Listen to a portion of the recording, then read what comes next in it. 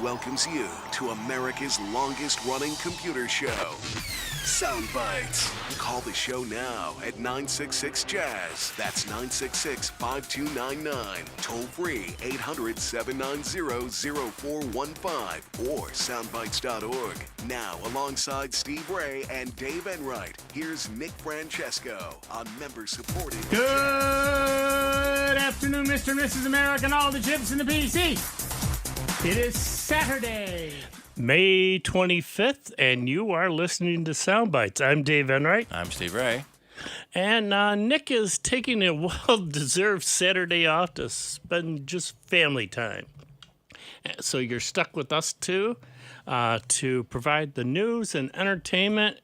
And again, excuse me, we'd like to encourage you to pick up the phones and give us a call, 966-5299, toll free, 1-800-790, I hate that, 0415. You got to understand, folks, in the studio here, we've got the numbers up on this one window, and they're in plastic, and the light hits it just right that I can't read the numbers clearly. I got to write those down. But yeah, we encourage you folks to please, pick up the phones, give us a call if you got a particular computer question. We'll see what we can do as far as answering it. We won't always have all the answers. Sometimes even our listeners provide us with a lot of good answers and feedback. But that's been the whole premise of this show for the past 33 years. That, it's also our audience that makes it. We like to encourage you folks to get in there, ask your questions, or we've had folks call in, hey, that last caller, he was having trouble doing this. I suggest that they try that, So it's a great community that we have out there and have a lot of fun with it. But you got some of the news articles there, Steve? Yep. Right. There's a new program from Windows called Recall, which is Copilot plus PC. So Recall is a new AI-powered feature exclusive to Windows on ARM, which a lot of the newer PCs are using. It looks essentially like an eidetic memory, presenting the user with what they have previously seen or done on the PC. So everything you've ever done on your PC across any application, website, document, or more, will be saved basically by Recall, including all your passwords, addresses, health information. This timeline is essentially a sequence of snapshots, with each snapshot depicting what was on the screen at the point in time. So not just text, everything on the screen. Microsoft says Recall will be available with enhanced privacy controls, which will let the users decide what information Recall can capture, which is nice, but we've seen far too many situations where people don't know what these controls are, don't know how to set them, or really, Don't take time to get to do it, yeah. So you can imagine the criticism that's already been leveled at Microsoft for this new feature. However, it's not just critics that are coming after Microsoft over Recall. The UK's Information Commission's Officer, ICO, is investigating the new AI feature. Cyber experts have shared concerns about what bad actors such as hackers could do with that information. They can get so much information already, your computer's going to spy on you even more now. And furthermore, because the feature works in the background around the clock, users may be unaware of what data is actually being collected and stored. We mere mortals may not have to worry about this for a while, however. The hardware requirements for these new PCs are so ludicrous that most of us can't run them anyway, or don't want to pay to be able to run it. According to Microsoft, the system will need a minimum of 16 gigs of RAM and 256 storage. And you'll want to double that at least if typical. And a Copilot plus PC with the bare minimum of 256 SSD says Recall will take up about 25 gigabytes or 10% of your disk space in 3 months. So 20% in 6 months, 40% in a year. Just a cumulative. Yeah. But the biggest new requirement, and the blocker for almost every PC in use today, will be an integrated neural processing unit, or NPU. Microsoft requires an NPU with performance rated at 40 trillion operations per second, or TOPS. Right now, that equipment can be only met by a single chip on the Windows PC system, and that's not even available yet. This is the Qualcomm Snapdragon X Elite and X Plus, launching on their new Surface in a couple of months. These chips are have an NPU capable of 45 tops, which is just a shade more than Microsoft's minimum requirement. As a note, Apple's A4 processor or M4 processor can do 38 tops. So it's ridiculous, that they're developing a feature that computers won't be able to take off for a couple of years. And all these ARM PCs will at least be partially incompatible with the current Intel PCs. So you have to buy new copies of all of your software to run on ARM. We're seeing that now with Mac users that want to run Windows software. Most software doesn't run on ARM. It's designed for Intel, which that's what they expected. So that's hardly surprising. So a lot of the emulators and virtual machines for Mac have to do that translation on the fly. Fortunately, for the Mac user, Apple already did all of that, so that the new ARM-based Macs that use Apple Silicon are compatible with the old Intel-based software. So Apple already has done a lot of that for the Mac. They're ahead of the curve. Yeah. Copilot plus PC will be a new phase of the PC's development. Could also be that the Windows RT over again, Windows Real Time, was a flash in the pan that came and went and nobody noticed. Yeah. So our poll of the week is Microsoft Recall remembers everything. Everything. And our choices are: this is a security nightmare. Who doesn't trust Microsoft? I'll just keep my old PC then, thanks. And this is why I don't use Microsoft products. And with, let's see, I have to vote to see what our total are so far. So far we have 23 votes. Okay. And 43% is saying this is why I don't use Microsoft products. 34%, this is a security nightmare. 13% is, I'll just keep my old PC, thanks. And 8% says, who doesn't trust Microsoft? Yeah, but now, that's not in quotes, so that's real. Who doesn't trust Microsoft? But all the information that it'd be saving, like you say, people won't take the time to turn off a lot of these features. And if you get hacked, all the information that could just go out the window is now all collected in one place. Yeah, and they're tight. Easier for the bad guys to get to. Oh, that would be a logistic nightmare. The encryption would have to be super tight for me to even consider something like that. And so part of the reason I can see wanting to do this is, what was that thing I talked about 6 months ago? Well, we already have that kind of in our web history and web browsers. Scrolling, I saw this thing on Facebook the other day, not 6 months ago. I can never get it back again. Part of the way the ephemeral nature of Facebook or Twitter and the other social networking sites, you almost never see the same meme again. Yeah. So you got to save it when you see it the first time. But so we already have trouble. What was that website I went to that had this thing? So you search your web history, or you ask Google again, and you don't remember how you asked for it the last time to get the same results this time. So having all this information already stored on your computer, it's still got to be indexed. You still got to remember how you got to it in the first place. Who's going to want? Now, I have installed programs like this on employee machines as ordered by the boss to stop the employees from screwing off. Yeah. We've had to block put Facebook. Blocks and that type of stuff on it. You're supposed to be working. You're not supposed to be on Facebook. Well, but it doesn't say. Well, you can just block stuff, or you can save a screen snapshot every now and then, if you suspect your employees are goofing off. Yeah. But even that's a little rough to spy on employees. Yeah, and especially since a lot of them, even still to this day, are still working from home. Yeah.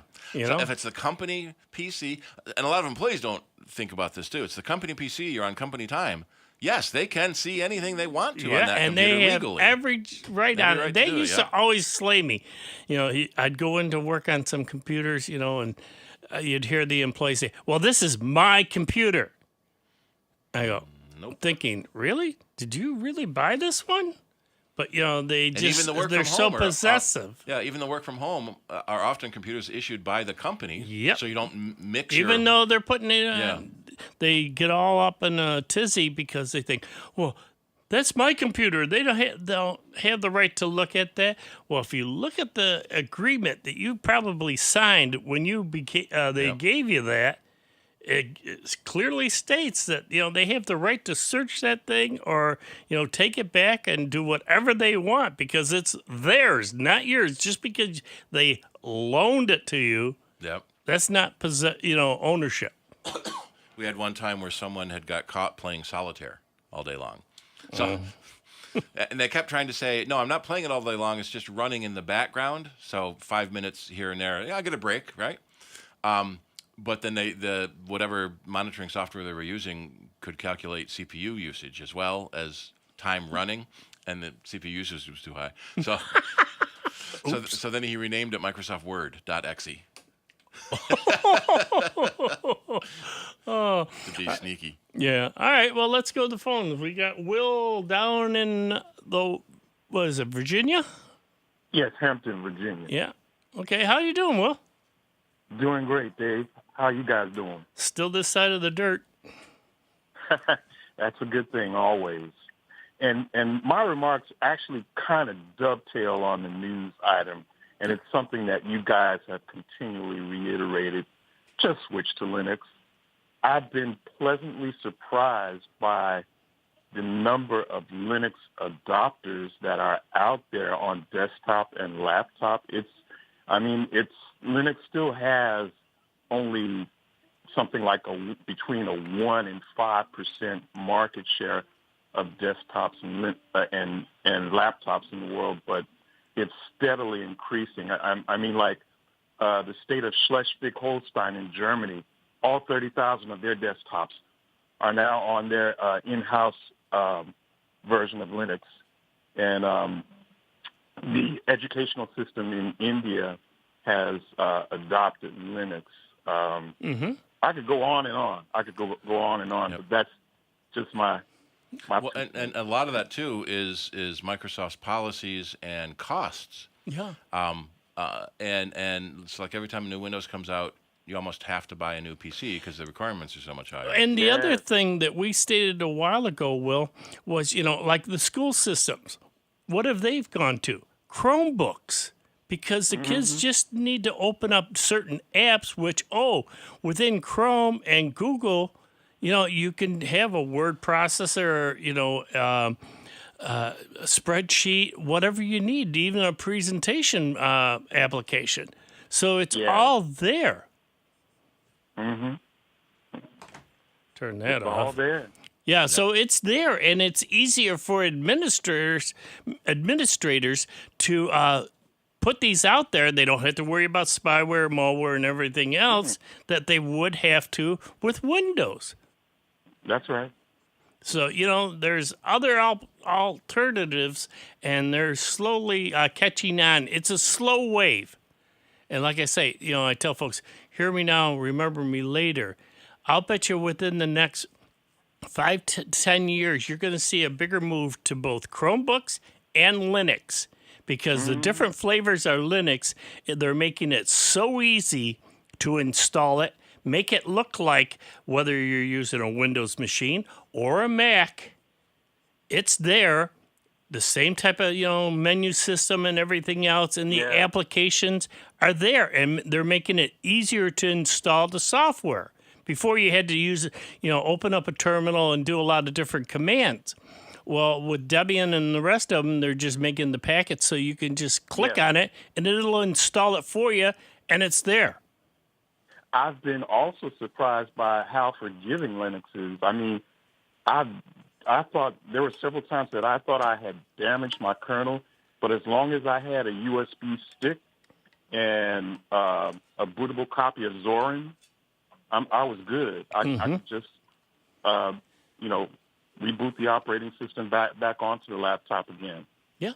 And the other thing is it runs on a lot less of a machine. You don't need all this big power that Windows is going to, every time they come out with another version, they keep raising the bar. They demand that much more. Well, as you and I both know, they put a lot of this additional software that a lot of folks will never use on their machines. Some of it by the OEM and some of it by Microsoft. Bloatware. Crapware. Yeah, exactly. Yep. I wasn't going to say that. I was going to let you guys No, we joke about that a little bit. Yeah. At Microsoft, you get Solitaire, but that's kind of a mouse tutorial. Yeah. So how many people have you tried to teach, click the OK button, and they don't know how to use the mouse even? Or right click on this, and they put the mouse farther to the right-hand side? But, yeah. So, all the extra stuff that a lot of the PC manufacturers stick on there, the trials of everything, because they're paying Microsoft to put it on there. Mm-hmm. And all the other games, now you see usually on that sidebar, they've got the game controller and all these other apps on your list of, the menu that, you're not going to use. But Microsoft's got it on there, just in case. And again, all this other junk that, if you're just going to use it for work, you don't need all that other information taking up space. No, you don't. And that's why I love Revo Uninstaller, because I put that on the machine, and you can go in there, especially if you buy the paid version, and you can, because the non-paid version, you can do one item at a time. With the paid version, I can go through all my Windows programs and put a check next to the ones that I want to eliminate.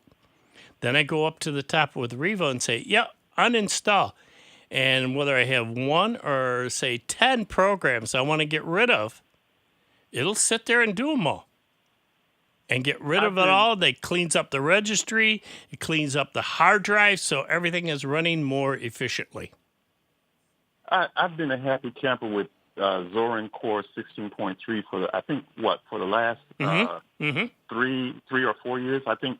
And before that, I actually got started on Ubuntu, but I got weak and wanted a more Windows-like aesthetic, so I went with Zorin. Okay, that's it's it's doing the job for you, like I say.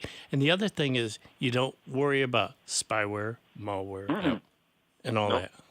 And if there is a problem, usually it's fixed, and it'll automatically update overnight if you leave your machine on. Usually, the person that found the problem, fixes the code and submits it. Yep. So, they find any holes in it. That's why, for the most part, I won't say it's total, because, nothing is, that, forever. But as far as spyware and that, the folks don't want to spend their time trying to find a program that'll, get into Unix versus, say, Windows or Mac, because there's more of those out there that right now people leave them wide open, or they'll click on stuff, versus Linux machines. Yep. Going back to the crap that comes on a lot of PCs, there's a program called PC Decrapifier. I was like, they called it TP for your PC, and I just posted a link to it. And then as I'm reading down the page, oh, sorry, we've discontinued and it's no longer available. That should be at the top of the page. Yeah. So you can't. So PC Decrapifier is gone. I always love the name of the program. Is there an alternative? Well, Revo Uninstaller is probably the nearest one. But like I say, you have to know. A little is you have to know what you want to delete. Yeah. Because there was a classic case where there's a program called IMN. What is it? It was Internet Mail and News. IMNN.exe in the early days of Windows. Nobody knew what it meant, so they deleted it. And that was the program that you read your mail with. Because it didn't say mail. It was IMNNs, abbreviations. Yeah. So you look in Revo Uninstaller, you look on your process manager on Windows or Mac, you're going to see hundreds of things you don't recognize. Most of them are legitimate and are supposed to be there. They're just the background workings of the operating system. So knowing exactly what to remove keep and it can be well, that's why we also don't tell folks, and I mean you and I and Nick, not so much Nick, go into the registry and change stuff. Yep. Because Nick just sweats at just opening the case of the computer. My computer right now, I have 655 processes running 2,800 threads. Wow. And some of that is I've got a multi-camera video. Yeah, you've got a lot going on here, so. But so much of that is just stuff. So every little piece of Unix, and since the Mac is based on Unix also, you've got all these little tiny programs that run in the background called daemons. Don't know why they picked that name. But so instead of having a giant megalithic program that does everything, they have a whole bunch of little programs that all work together. And each of those little programs is running there, and so you may not understand what NSURLSSID means. I don't either, but it's in there. Really don't need to. Yeah, you don't need to because, so that's above your pay grade. Right. I got to mention one other benefit of having adopted Linux, and then I'll just leave it at that. I've been bitten by the Python bug, and I've been taking as many YouTube courses as I can on Python.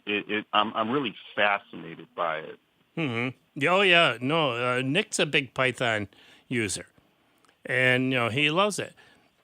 But that's the thing. I think, like I said, between the next 5 to 10 years, you're going to see more people going to Linux for the same reason. One, Windows is going to start charging more. Look, they're already trying to sneak in ads that you're going to start seeing in the next version, and you got to opt out of them. More than there already are. Yeah, while you're doing stuff. And, they're like Nick was saying, they're going to start charging for it. You don't own it. You're going to rent it. Just like all these other software packages where you pay a yearly fee. And I think that's coming down the road. But the other big thing is they keep raising the bar. They want more, of the system, control that, they're going to have to, raise the price of, getting another machine because, it demands more and more of what, you want to do on it. And not everybody can just say, oh, okay, I'll go out and buy the latest and greatest machine, as we've said before. You don't go to the big box stores anymore and see all these computers just lining up there. You go to most places, and what do they have? Laptops, tablets, and phones. And if it is a desktop, it's like a mini tower or a micro tower. Yep. The old giant towers of the past are pretty much gone. And even, we had a customer the other day. I was working on one of the bigger. I suppose it's a mini tower. It was only like 2 feet tall. I open it up, and it's a laptop motherboard inside. I wouldn't doubt it. 90% of the case was empty, but people are expecting that big tower. Did kick butt. Yeah, and so it probably made it easier for the manufacturer. We have this one motherboard. We'll put it in a laptop case. We'll put it in a tower case. Yeah. And we don't have to have the small form factor case. We don't have to have the micro case. Yeah, and it's doing the work. Yep. So, yeah, you're right. Well, Linux is the way to go, and you're just ahead of the curve right now, my friend. Loving every minute of it. There Great you go. To talk to you guys again. Hey, we're here every Saturday, so, pick up the phone and give us a buzz. You bet. Take care, my friend. Saturday, fellas. All right. Bye. And more of your computing devices are already based on Linux. The Mac is, iOS is, Android OS is. Yep. Even Windows has a Linux subsystem in there now. They're getting up there to that slide of the curve, and all of a sudden then it's going to go on over. And Well, Microsoft's biggest problem is backward compatibility. That they bend over backwards to make sure you can run your 20-year-old DOS program on your PC, where most of the other companies aren't like that. On Apple you get 8, maybe 10 years of upgrades of your OS, and then if you want something new, you may be forced to upgrade. In fact, we had a customer this morning. She just had the battery replaced in her laptop, and is going to get another 10 years out of this. Yep. I don't know about 10 years, but yeah. Hey. Yep. All right, folks. That music tells me we got to take a short break. But hey, like I said before, don't be shy. Pick up the phones. Give us a call. 966-5299. Toll free 1-800-790-0415. And you're listening to Sound Bytes on this Memorial Weekend. We'll be back right away. It's America's longest-running computer show. Back to more Sound Bites with Nick, Dave, and Steve. Next on member-supported Jazz 90.1. NBC News Radio, I'm Lisa Carton. The Memorial Day travel weekend is well underway, whether you're hitting the roads or flying the friendly skies. More from Lisa Taylor. The air travel surge has begun in what looks to be the busiest summer travel season on record. Senior correspondent Tom Costello on what to expect. Nearly 44 million of us heading out for the long weekend. With the TSA screening nearly 3 million people just today at airport checkpoints. The busiest airports, no surprise, Atlanta, Dallas, Denver, Chicago, and LAX. And if you're flying by air this holiday weekend, travel experts say it should also cost less to fly. The flight booking app Hopper says domestic flight costs have decreased by nearly 10% from last Memorial Day. President Biden is delivering the commencement address today at the U.S. Military Academy in New York. More than 1,000 cadets are set to graduate from West Point and be commissioned. You're listening to the latest on NBC News Radio. Who stole the cookies from the cookie jar? This is Sandra Singlo with the lowdown on science saying, time to dust for prints. Arches, loops, whirls. Your fingerprints are just one swirly piece of the puzzle that is you.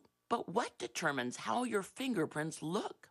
Jinshi Li from Fudan University in Shanghai and team investigated. They studied the genes of nearly 25,000 people worldwide. They mapped out common fingerprint traits to determine what genes cause them. This genetic deep dive showed a connection between limb growth and fingerprint patterns. Hand and finger size also seems connected to print patterns. Next up, test the connection firsthand. They modified a limb development gene called EVI1 in mice and watched those mousy feet closely. Results? Mice with modified EVI1 gene grew ridge-like patterns on their toes. Those toe prints weren't there before.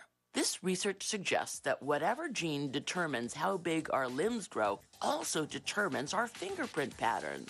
Time to figure out who the cookie culprit is.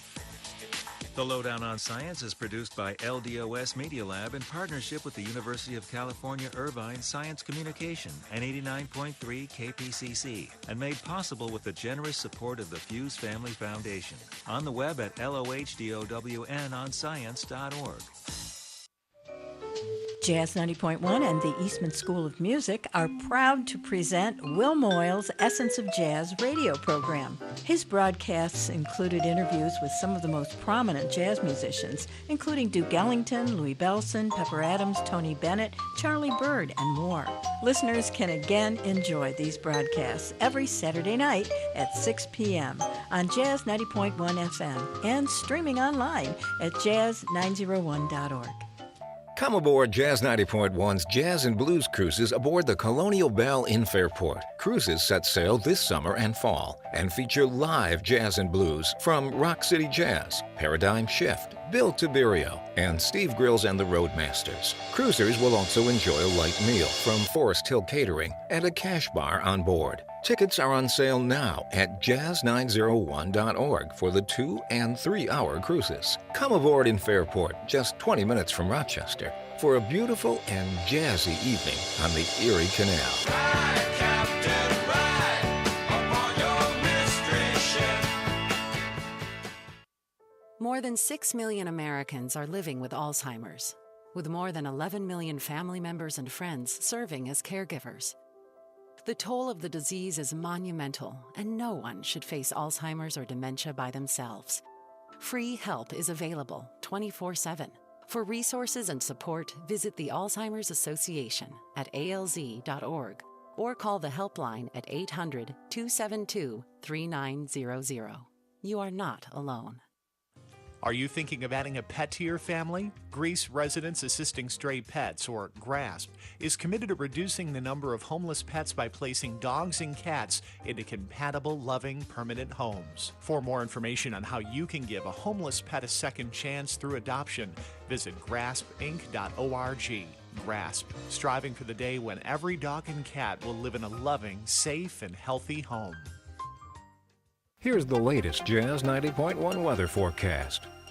Somewhat of an unsettled weather story for all of Rochester, Western New York, and the Finger Lakes this weekend, but certainly not a washout of a weekend, that is for sure. Although by Monday, for Memorial Day itself, I think we will see some rain and even some rumbles. But for today, we've got a mixture of clouds and sunshine, along with some scattered pop-up showers and a thunderstorm. The high temperature near 80 away from Lake Ontario. Tonight brings a shower, thundery downpour early on.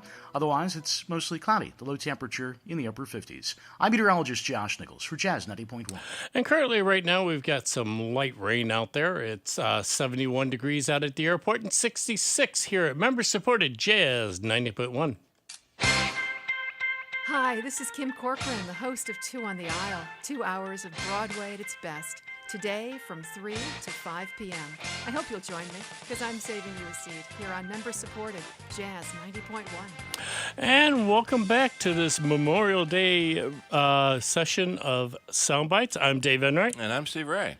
And again, we ask you folks to pick up the phones. Give us a call, 966-5299, toll-free, 1-800-790-0415, with your computer questions or anything else you got to comment here on this, like I say, Memorial Day weekend, which right now with the little rain we can certainly use that. It's getting a little dry out there. But going back to just for a moment, what we were talking about before, though, folks, excuse me, is Linux and Chrome. More and more folks, at least from what I'm seeing and the folks that are calling into the show, a lot more folks are trying out Linux. So if you have, say, like an old laptop or even an old, desktop unit, and it doesn't have a heck of a lot of memory in it, and then it's got a small hard drive on it, that's a perfect candidate to sit there and try loading Linux. And what a few folks have tried, which I know for a fact, is what they've done is they said, well, I don't have all this other stuff, to run, 2 monitors and all that. Well, you don't have to have that. What you can do is pick up a simple, what they call AB switch. Sometimes called a KVM. Yeah. Keyboard, video, mouse. Yeah, and you can sit there and run 2 machines off of 1 monitor. In fact, many monitors these days have 2 inputs. Quite often there's going to be a VGA for older computers and an HDMI for newer computers, and you can easily switch between your computers. And then you just need a second keyboard and mouse, which you may have. If you have a spare computer lying around, you probably have a spare keyboard and mouse lying around too, since most computers come with a second keyboard. And if you only have 1 computer, you can get a second hard drive, and you can partition your main drive to put Linux on it. But I always found that to be just a little bit risky, because if something goes wrong, you lose everything. Yeah. But you can get a second hard drive and easily install Linux on that on your main computer, and then play with it in your playtime. And you can slowly, it's not having you take the quantum leap to go from Windows right on over to Linux and not know what you can do. It's an easy way of just hitting 1 button, and you can switch over to the other box and play around with it. Watch some more, on your Windows machine, watch some more videos, say, on how to install programs on Linux, or find this program, or do this and that. I guarantee you there are literally hundreds of videos on how to change things and set things up in Linux that it makes it, so easy to do. And like I said, more and more developers are making it so much easier to install the software, put it on a flash drive, because it doesn't take up, a heck of a lot of space. It runs more efficiently, and it looks a lot like, whether you want it to look like a Windows machine or a Mac. There's a couple of Linux versions that look a lot like Mac, and a couple that look a lot like Windows, so there's less of a learning curve. And that's the other thing, too. If by having this other machine, say you try one flavor of Linux, it's okay. Well, just put another version on, say, you get a couple flash drives. And here's the other beauty of Linux, is, say I get 3 or 4 different Linux. I can put 4 different flavors on those 4 different flash drives. I can plug it into that computer or laptop that I have it boot, but I don't have to do an install. Remember when we used to do this on CD? but then it was read only and slow. Yeah. Flash drives are faster. And you can load it into the system and try it out before installing.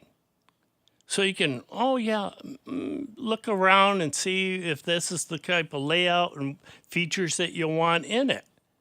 And if it's not, all right, shut it down, put another one in and try. Yep. So there you go. All right, let's go to the phones. We got Fred on the phone. Go ahead, Fred. Hey, good information. I didn't realize I could run Linux from the flash drive itself, so that's news to me. But I've got actually a couple questions for you. One is a Linux OS question. The other is a phone question.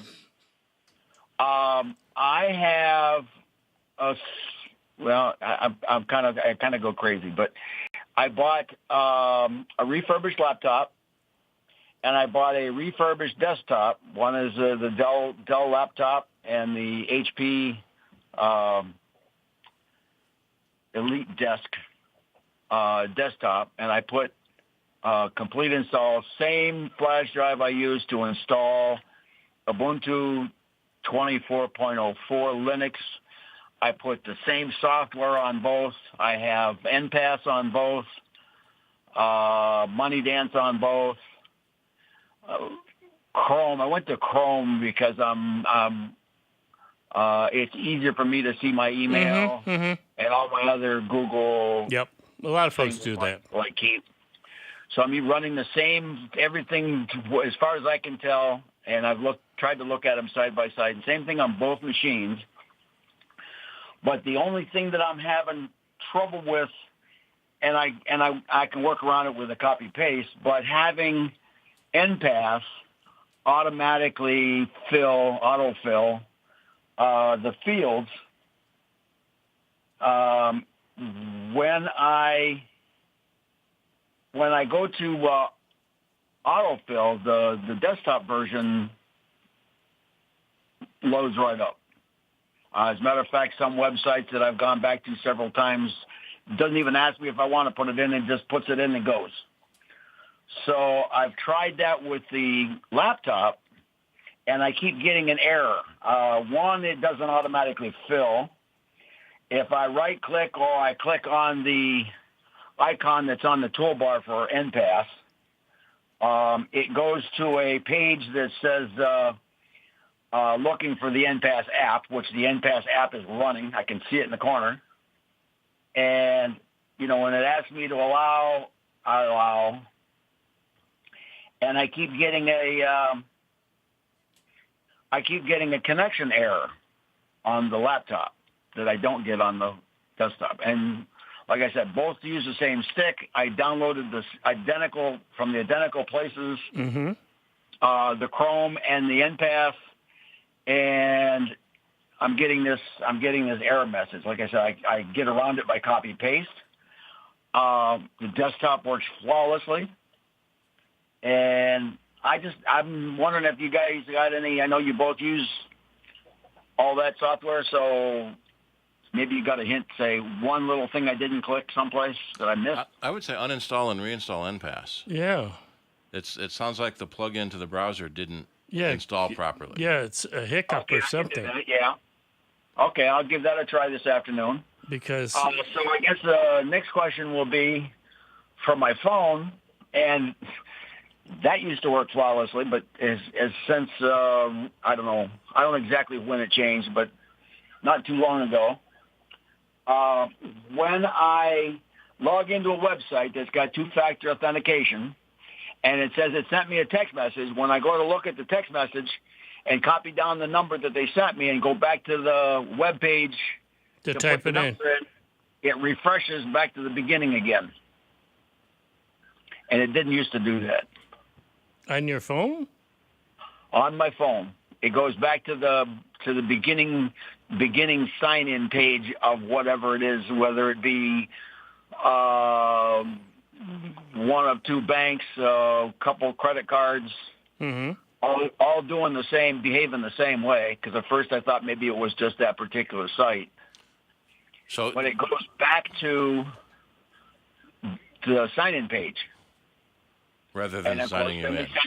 Then they send me another text message or another notification, and I go to click yes, yes, it's me on the notification, or I copy the number from the text message, and I go back to the website, and it refreshes back to the beginning of signing in.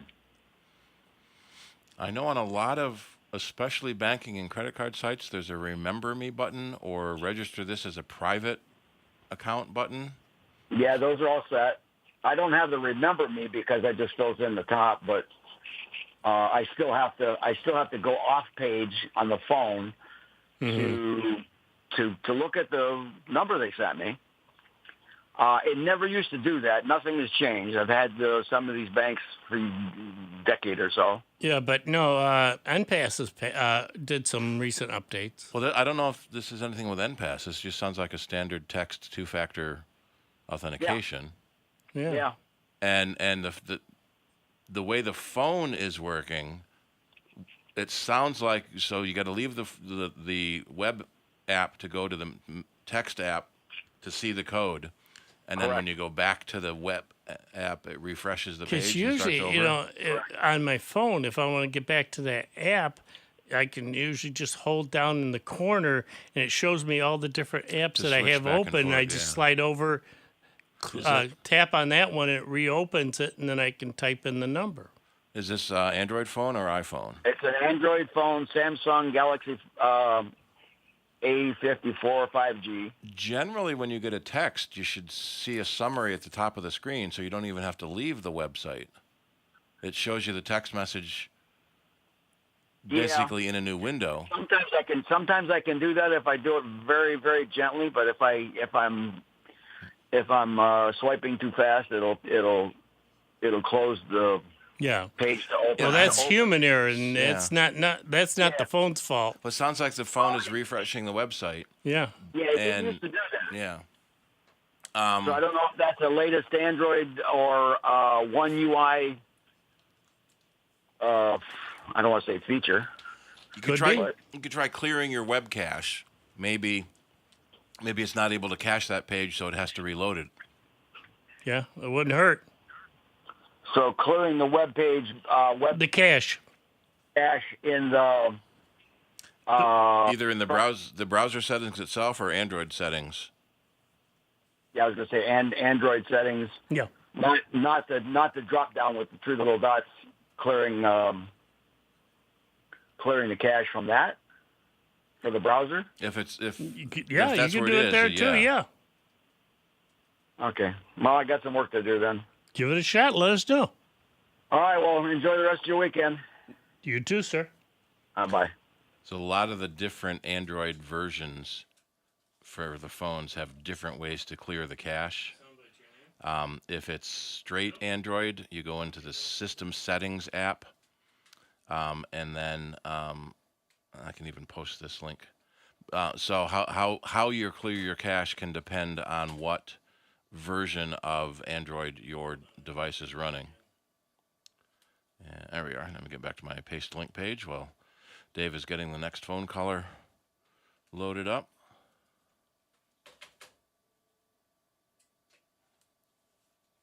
All right. Are we ready? Yep. Let's go back to the phones. We got Bill. Go ahead, Bill. Good afternoon.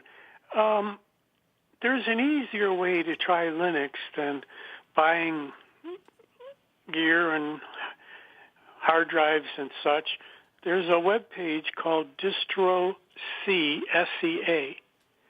And on that web page, you can try about 30 different Linux distributions, and it doesn't make any changes to your hard drive. You don't have to worry about messing up your login, but you get to play with these various distributions of Linux, and you can download software on it.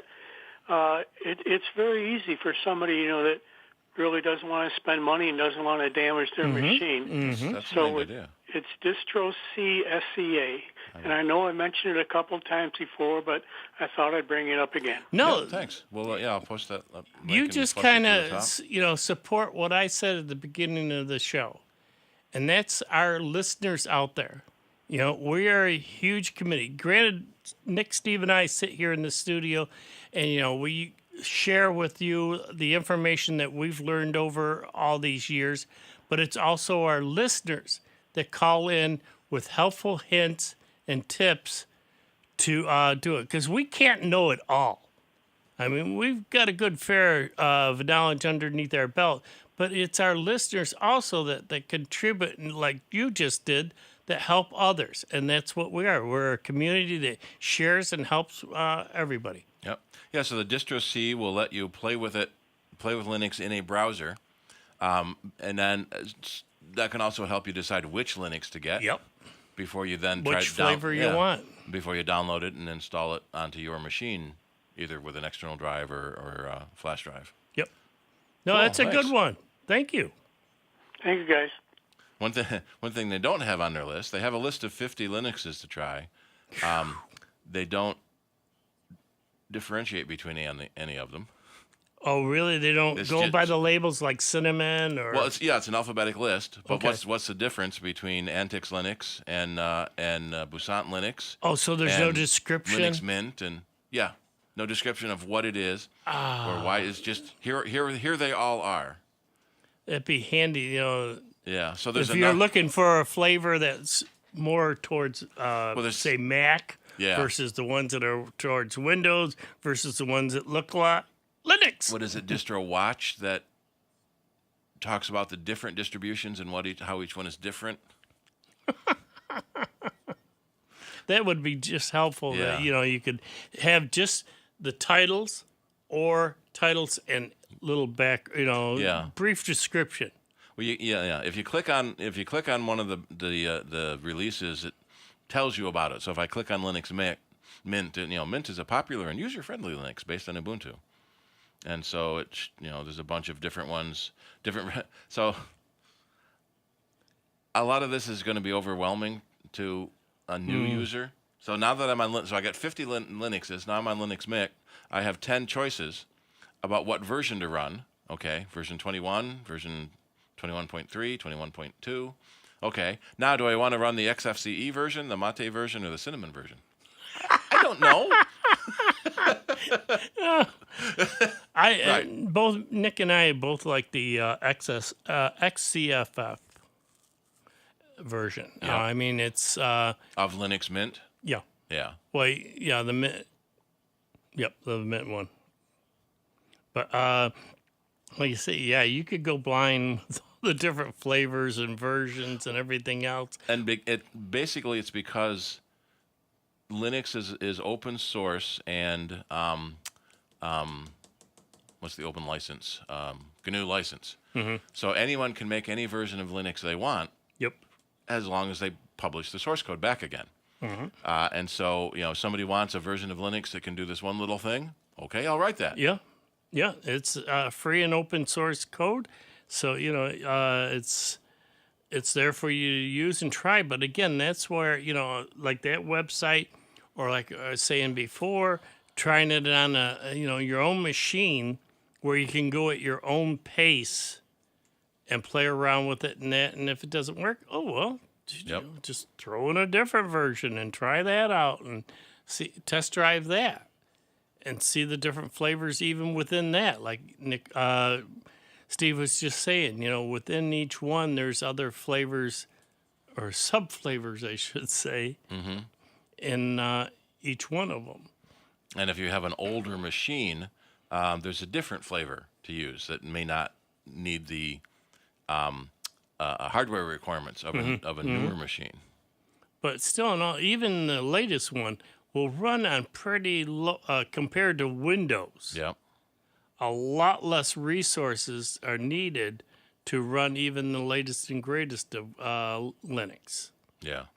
And the general consensus does seem to be that Linux Mint is the best choice for typical Windows users because it looks very similar, and it's an easier transition. Yeah, and that's the other thing too. You can also read the reviews, and see what other people think, because that's one thing about the Linux community. They'll share, and help each other out, just like you'd expect. because of the way, like I say, if something that got hacked or, a problem with that, boom, it's, patched usually right away. And I have it set, because mine's always running. I just turn off the monitor, and it's set for in the middle of the night while I'm sleeping. It does a reboot if it needs to update. So, I turn the monitor back on, and I don't know, I don't have to know anything.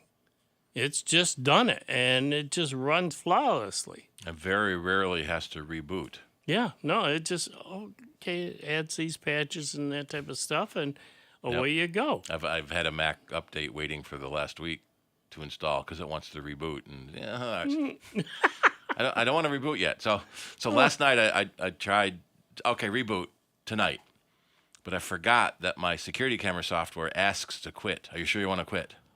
So I came in this morning and it was stuck still on. Waiting Are you sure you want to quit? Yeah. All right. So I quit today. I quit the security camera program, and hopefully the update will install tonight. Yeah.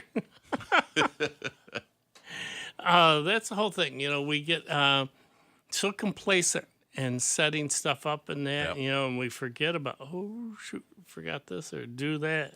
Yep. And you generally want to install updates. In fact, that leads us into a news story. Yeah. That go right into it. Yeah. Let me. We got a couple minutes before we take a break. Here, that Google has detected its fourth Chrome zero-day attack. The fourth one in May. And so if you are using Chrome, update immediately. This is about to sound like deja vu all over again. But trust me, this is a new problem. So Google this week rolled out fixes to address a high-severity security flaw in the Chrome browser that has been exploited in the wild.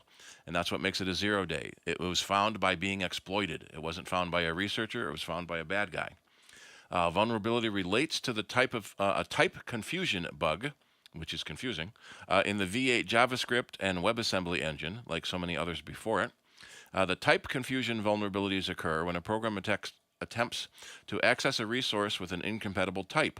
It can have serious consequences as it allows threat actors to perform out-of-band memory access, causing crashes, execute arbitrary code.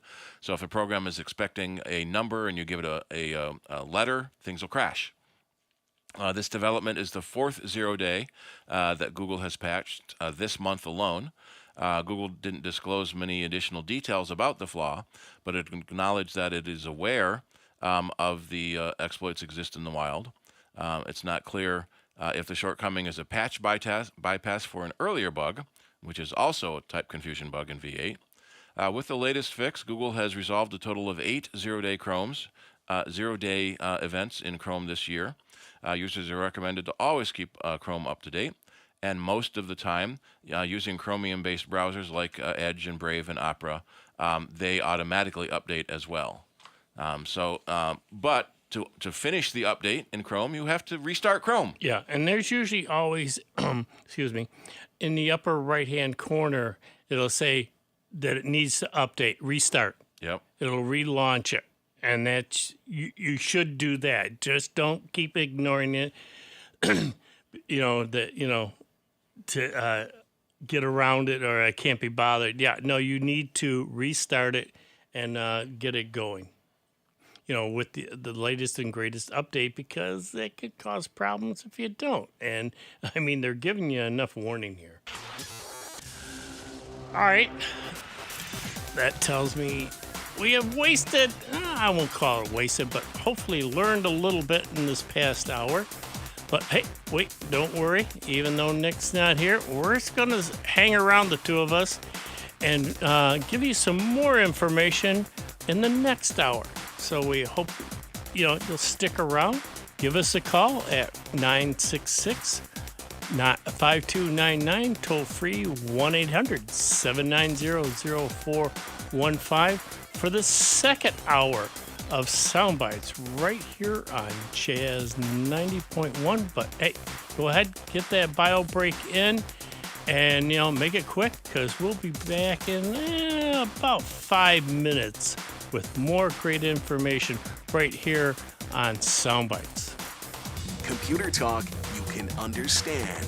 More Sound Bites is next on member-supported Jazz 90.1. This is WGMC Greece Rochester, a public service of the Greece Central School District and official media partner of this year's CGI Rochester International Jazz Festival, Jazz 90.1. On Facebook at Jazz 901 FM.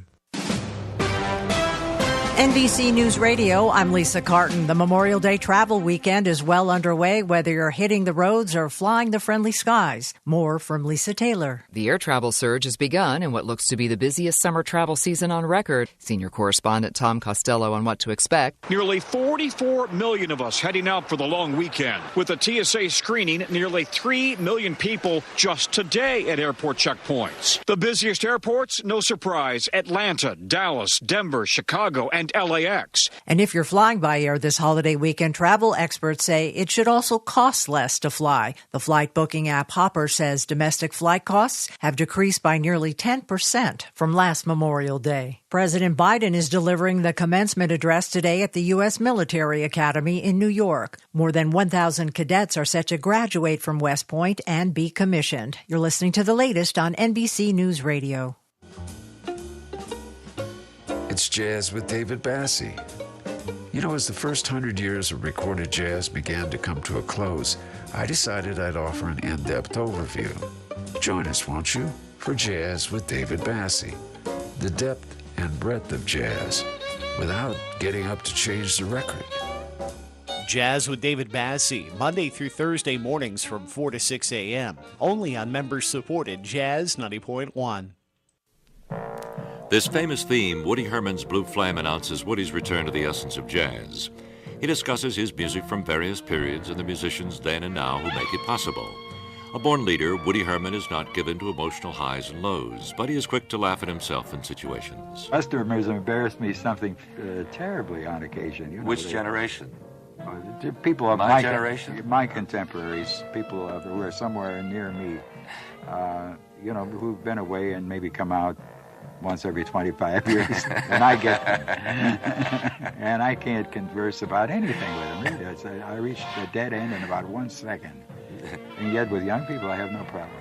Yeah, like I heard you in 1945. Yeah, remember it's was there? 1975. I had a green suit. Remember me? This is Will Moyle. Enjoy the music, thoughts, and anecdotes of Woody Herman in his return to the essence of jazz. The Essence of Jazz with Will Moyle, Saturday nights at 6, only on members-supported Jazz 90.1. Here's another I Love New York travel tip. Looking for a spot to chill by the water? Whether you're craving a dip in the ocean or prefer lounging with a book under the sun, you'll find some of the best beaches in the country right here in New York State.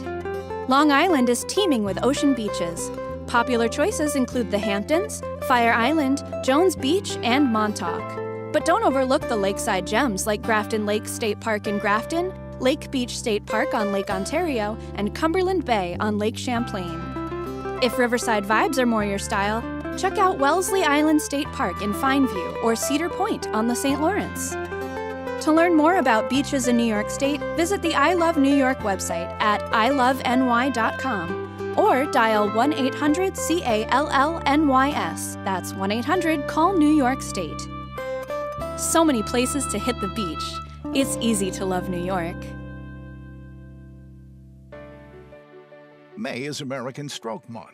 Stroke is a leading cause of death and permanent brain injury. Yet, stroke can be treated when quickly recognized. Warning signs include sudden weakness or numbness, trouble seeing, walking, or speaking, and unexplained sudden severe headache. Immediate treatment can reduce your risk of death or permanent injury. Remember, stroke can be treated when recognized quickly. Get help as soon as you see the signs. For more information, visit radiologyinfo.org.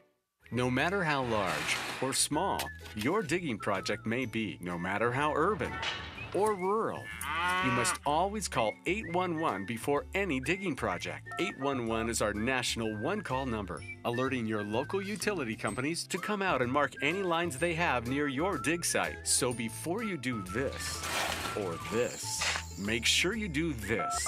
For digging projects big or small, make the call to 811, brought to you by Common Ground Alliance. With love I will build a wonderful thing that makes this life better for you and for me. Shriners Hospitals for Children has been creating wonderful opportunities for children in need. This life-changing medical care helps them do the things they've always dreamed of. To find out more, go to loveshriners.org.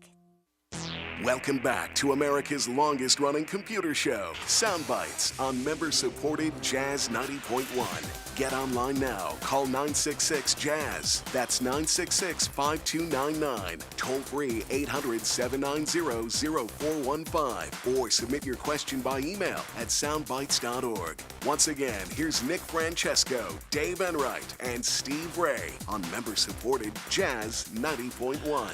And good afternoon. You're listening to Sound Bytes. I'm Dave Enright. And I'm Steve Ray. And Nick is taking a well-deserved Saturday off with some other personal items to do. So, hey, we're in here taking your questions and having some fun with it on this Memorial Weekend. Don't want you guys to forget about that.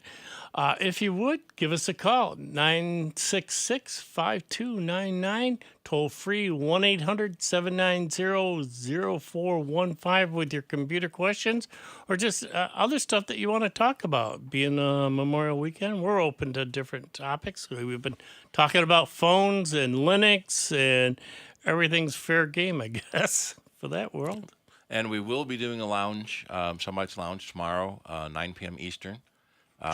Explain that a little bit more. Yep. So on the Soundbites website, if you go there just after 9 on Sundays, most Sundays, there'll be a button to go to the Soundbites Lounge, which is basically a video chat hosted by Mastermind Lounge, a local video chat company. Yep.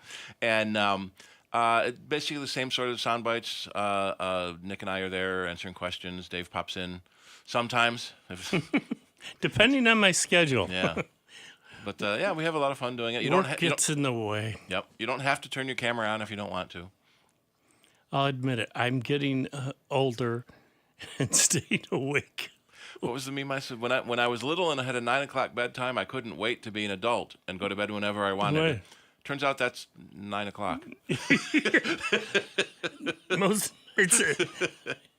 My wife kids me about it. We was sitting there watching TV, and like you say, around 8:30 or so, all of a sudden, she goes, "You want to watch this?"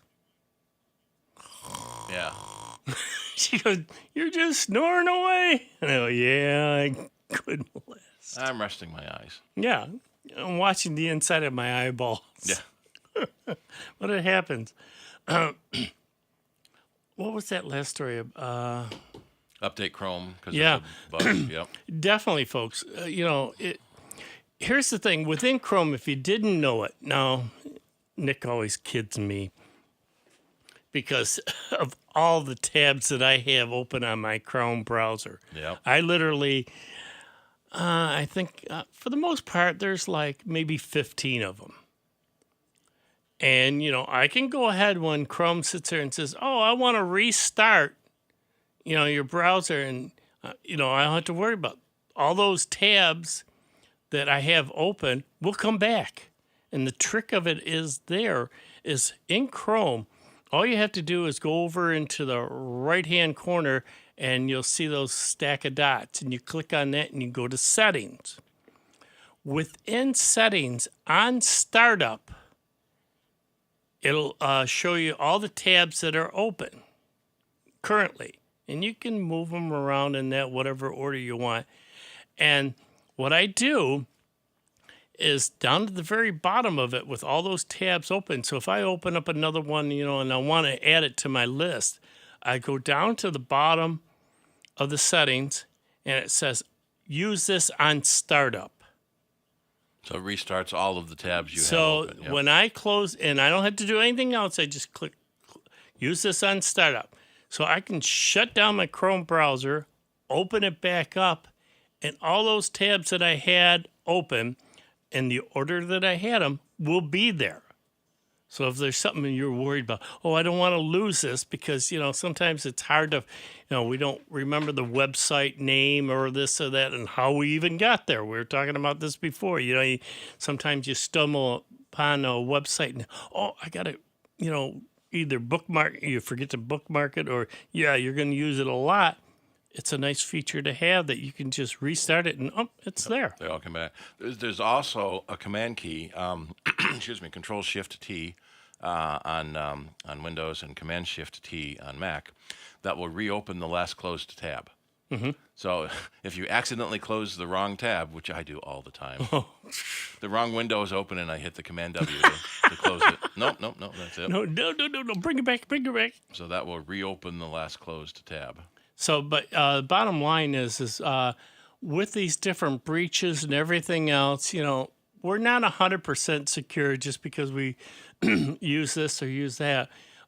If it suggests that you go ahead and update it, folks. They're trying to keep you protected, so all of a sudden you don't lose all your information and all that, because hackers, they make money. Before the old days, when viruses came out, they'd go in there and just, take, over your screen and put this warning up there and, no big deal. Well, they didn't make money off of that. Yep. So what they did is hackers have turned around and rethought this, and they do little scripts that go out there, and when you're clicking on a site or whatever, it downloads this program. And in the background, it steals your email list. At a minimum. Yeah. That I'm used to. It will look for a document called passwords. Yeah. Sometimes. A lot of people have a document called passwords. And that's where, you'll hear it, and we've heard it on this show many times. I'm getting all these stupid emails from this person or that person or my friends. I know them. Why am I getting them? Because maybe they were hacked. And what the person did, they weren't watching where they were going, and sure enough, their email was stolen. So that's why it's important to know what a real update notice looks like. Mm-hmm. I just posted a link on how to update Chrome. Go to the three dots and it'll tell you if there's an update waiting or if you have to restart to update. So one of the biggest threats on the internet these days are fake notices. Yeah. There's a fake update notice. Click here. A fake text message from your bank. Click here. Or you got a package waiting for package waiting. You need to give us your tracking number. Well, if it's from the package company, they know your tracking number. Yeah.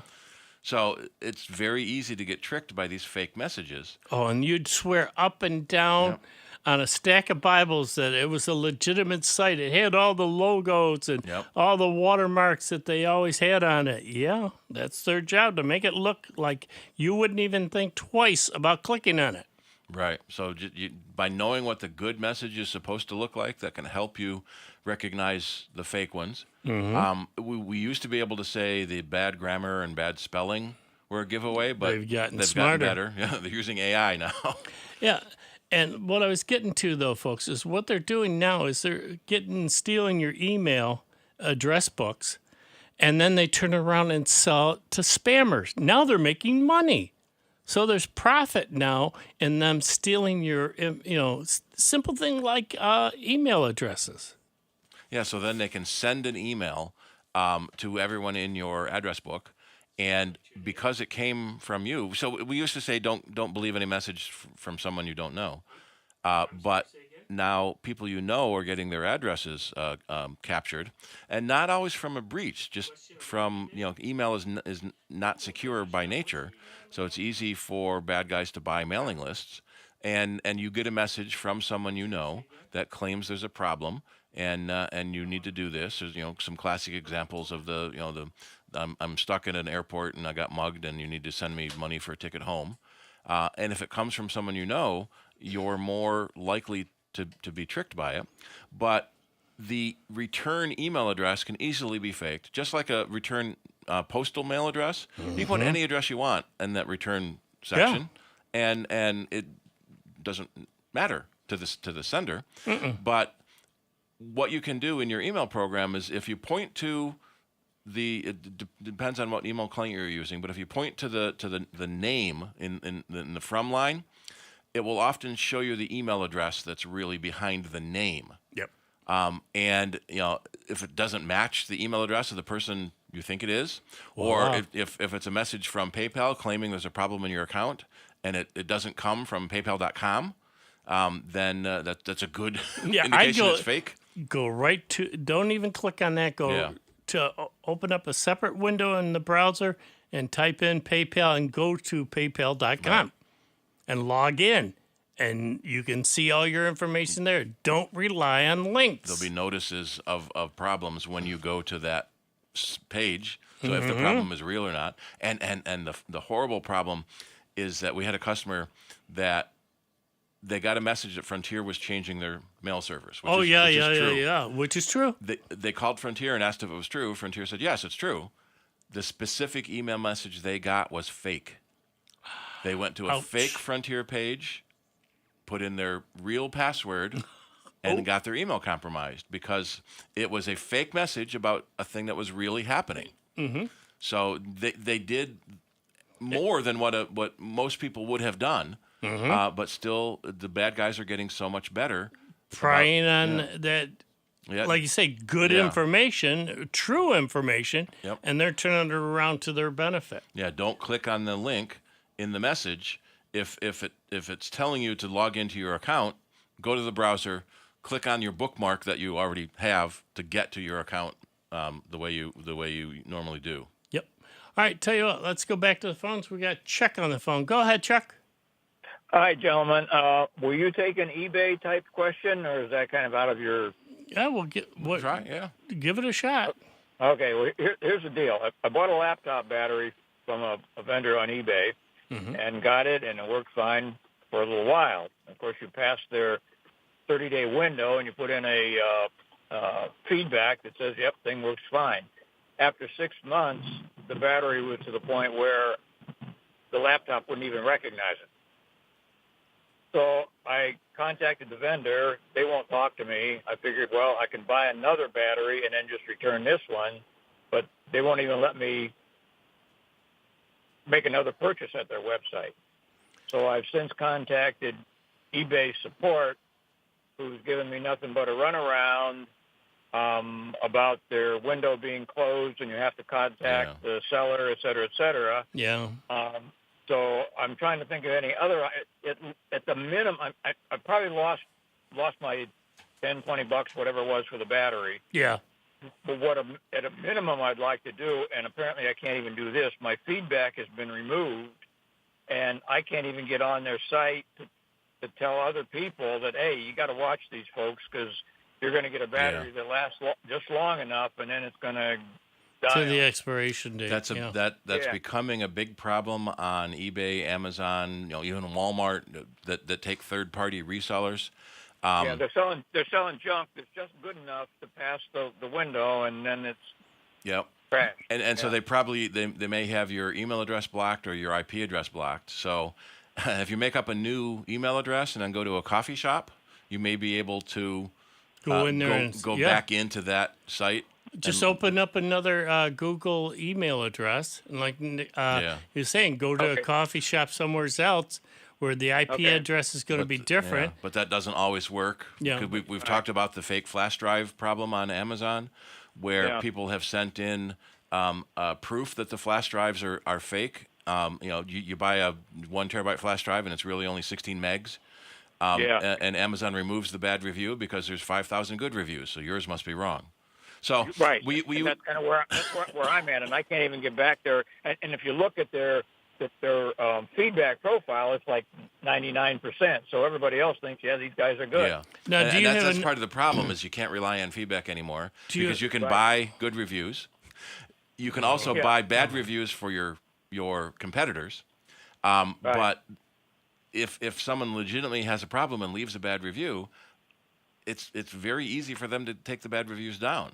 There's no incentive for PayPal to get involved anymore because they can't do nothing about it. They got their money and you got your product. Was there a warranty specified on the product?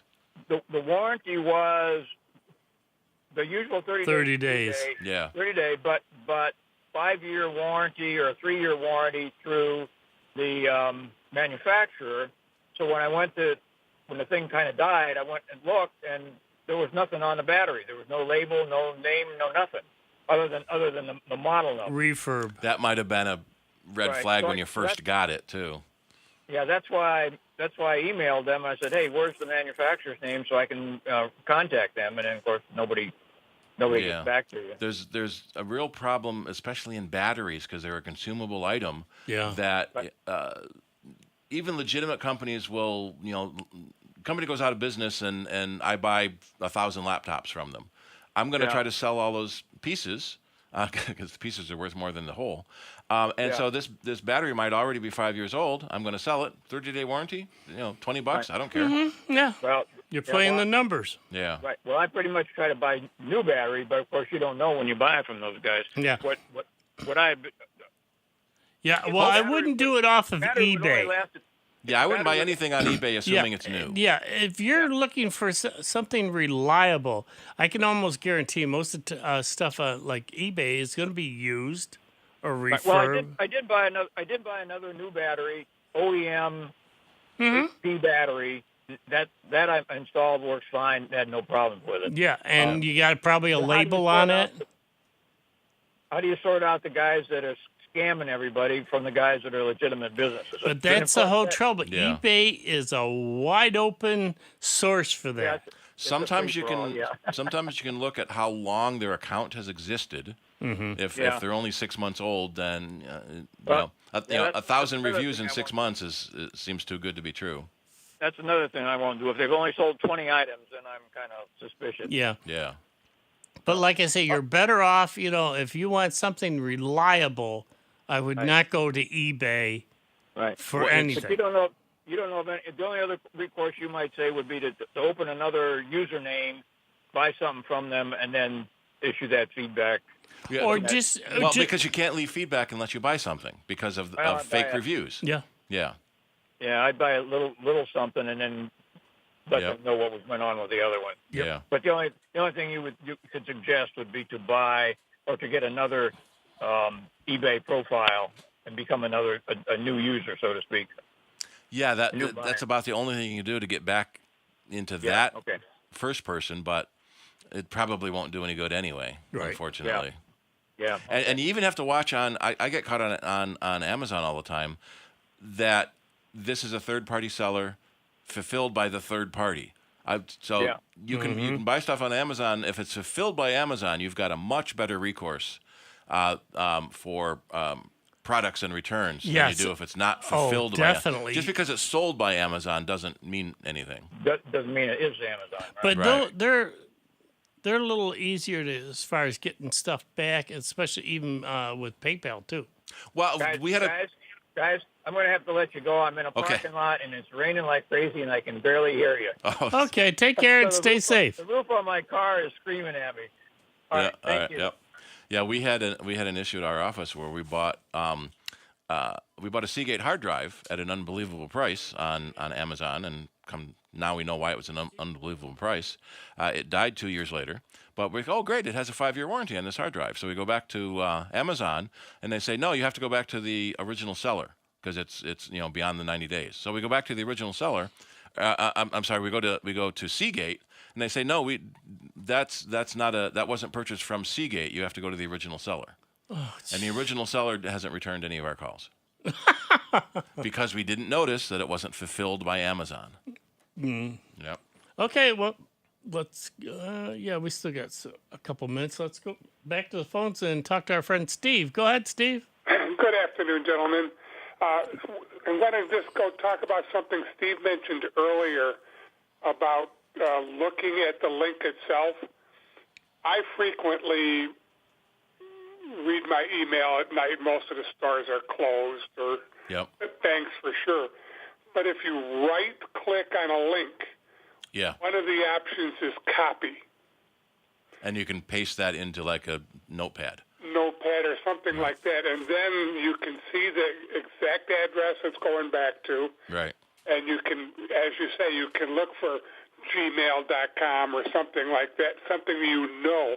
Right. So if your email program doesn't show you that link by pointing at it, or sometimes even right-clicking on it, there's a show link. Right. Yes, you got to go copy. Copy. You must Yep. copy.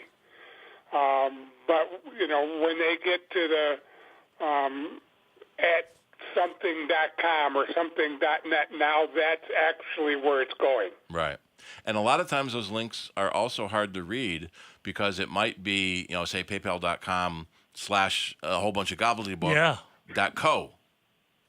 Yeah. And you don't catch that .co. Mm-hmm. Well, it can usually they make it so long that it goes past. Right. That's why scroll on down to the right so far. Pasting into Notepad can help with that too. Yep. So you want to look at everything before the slash.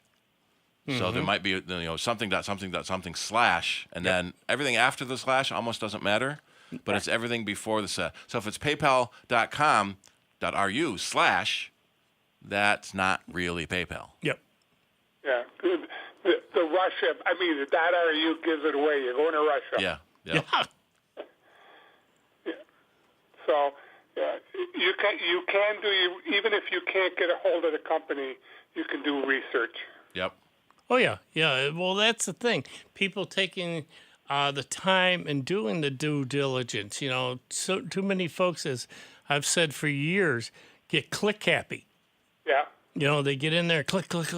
Well, and the messages are written with this urgency, and something horrible is going to happen if you don't click right now. Yeah. And so now that we joke, the more dire and sense of urgency and scary the message is, the more fake it is. I got to. They're going to do this or they're going to do that, and they get in such a panic and they get so worked up. Yeah, click here or all your files are going to be deleted. Yeah. I don't want that to happen. I better click there. Yeah. Yep. They cause the anxiety, which is their main intent, that you won't think about it, and you just figure I got to quick react to this. Panic you, and you don't step back, take a breath, and rethink it.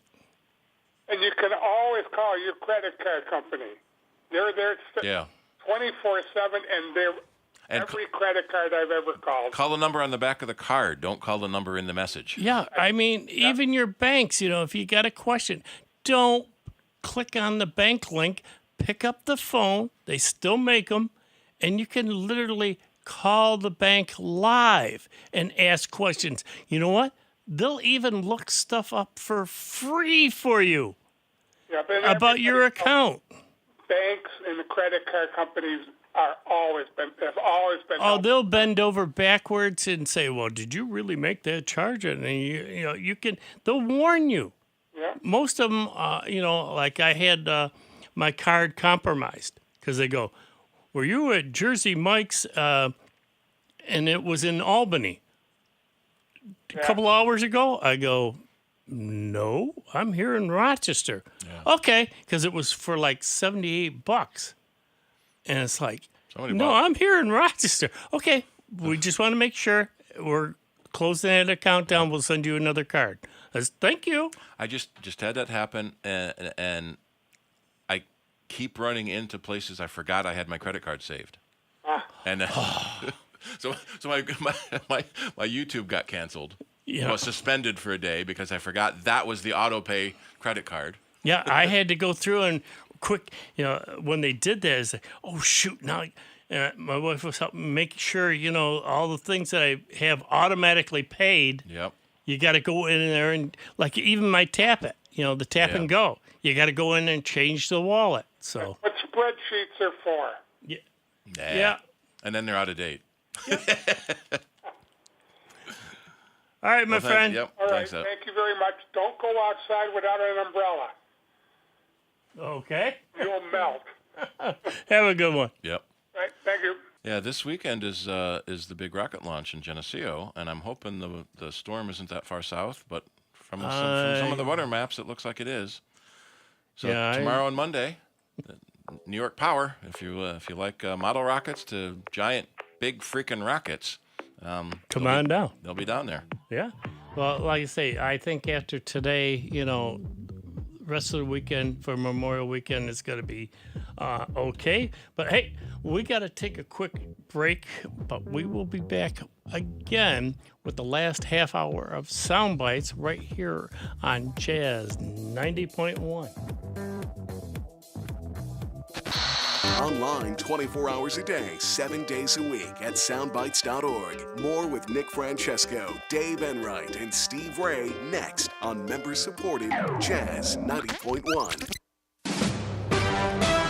NBC News Radio, I'm Lisa Carton. The Memorial Day travel weekend is well underway, whether you're hitting the roads or flying the friendly skies. More from Lisa Taylor. The air travel surge has begun in what looks to be the busiest summer travel season on record. Senior correspondent Tom Costello on what to expect. Nearly 44 million of us heading out for the long weekend. With the TSA screening nearly 3 million people just today at airport checkpoints. The busiest airports, no surprise, Atlanta, Dallas, Denver, Chicago, and LAX. And if you're flying by air this holiday weekend, travel experts say it should also cost less to fly. The flight booking app Hopper says domestic flight costs have decreased by nearly 10% from last Memorial Day. President Biden is delivering the commencement address today at the U.S. Military Academy in New York. More than 1,000 cadets are set to graduate from West Point and be commissioned. You're listening to the latest on NBC News Radio. Maximize your onion harvest by selecting the variety suited to your daylight hours in the region. Hi, I'm Melinda Myers, horticulturist and gardening expert. Onions are photoperiodic, meaning they are influenced by the length of daylight. Short-day onions form their bulbs when days are 10 to 12 hours long. They're planted in fall in zone 7 and warmer for a late spring harvest. Northern gardeners can plant them in spring along with their other vegetables, but the bulbs will be much smaller. Long-day onions need 14 to 16 hours of daylight to form their bulbs. These are popular in zone 6 and colder where they are planted in late winter or early spring. Day-neutral onions form bulbs with 12 to 14 hours of daylight. They're ideal for zones 5 and 6, but work well in all regions except South Florida and South Texas. Plant these in fall and mild climates and early spring in colder regions. Check out our website for this and other gardening tips. Jazz 90.1 is supported in part by Summit Responsible Solutions, a manufacturer of organic, all-natural mosquito control products under the Mosquito Dunks brand name. Mosquito Dunks can be used in ponds, bird baths, rain barrels, or wherever water collects. Non-toxic to people, pets, fish, birds, and other wildlife, Mosquito Dunks are available at local and national garden centers everywhere. Information on how to control mosquitoes can be found at summitresponsiblesolutions.com. Jazz 90.1 is supported in part by our members and by animal repellent Plant Skid. It's organic and safe for use on fruits and vegetable gardens, as well as trees, shrubs, and flowers. Plant Skid uses odors associated with predators, encouraging animals like deer, rabbits, bulls, elk, moose, chipmunks, and squirrels to dine elsewhere. Information on how to protect plants from animal damage can be found at plantskydd.com. That's plantskid.com. Hello? I'm a Marine. No matter how you served. My buddies from the Army are all gone now. I'm really alone. No matter what you're going through. I keep getting calls about the bills, and I'm trying to get a job, but I feel so stuck. We are here for you. If you or a veteran in your life is experiencing thoughts of suicide, dial 988, then press 1 to reach the Veterans Crisis Line. And now, a check of your Jazz 90.1 weather forecast. Somewhat of an unsettled weather story for all of Rochester, Western New York, and the Finger Lakes this weekend, but certainly not a washout of a weekend, that is for sure. Although by Monday, for Memorial Day itself, I think we will see some rain and even some rumbles. But for today, we've got a mixture of clouds and sunshine, along with some scattered pop-up showers and a thunderstorm. The high temperature near 80 away from Lake Ontario. Tonight brings a shower, thundery downpour early on. Otherwise, it's mostly cloudy. The low temperature in the upper 50s. I'm meteorologist Josh Nichols for Jazz 90.1.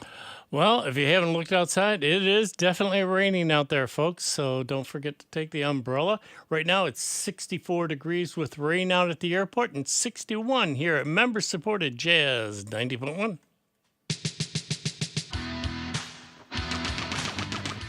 Computer problems? Get answers from the experts. Sound Bites, noon to 2 Saturdays, only on Jazz 90.1. Hey, maybe we should tune into that. I'm busy, though. Oh, are you? Yeah. Oh, okay. All right. Welcome back, folks. I'm Dave Enright. And I'm Steve Ray. And you are still listening to Soundbites. And I forgot who we have on the line.